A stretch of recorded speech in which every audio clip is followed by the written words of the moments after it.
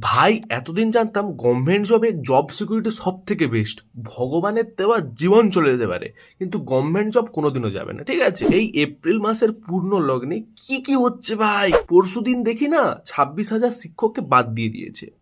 বুঝতে পেরেছো, আমাদের ওয়েস্ট বেঙ্গলের ভবিষ্যৎ পুরো গল্প হয়ে গেছে ভাই। অঞ্জন দত্তের একটা গান আছে, চাকরিটা আমি পেয়ে গেছি বেলা শুনছো।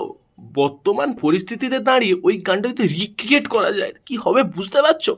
চাকরিটা আমার চলে গেছে বেলা শুনছো, বেলার তো মাথায় হাত। বাড়ির লোক এখনো চায় আমি সরকারি চাকরি করি, ঠিক আছে, আমি এখন কলেজে পড়ি, ঠিক আছে, তো বলে আমাকে সরকারি পরীক্ষাগুলো দিয়ে টিয়ে রাখিস যদি লেগে যায়, ঠিক আছে।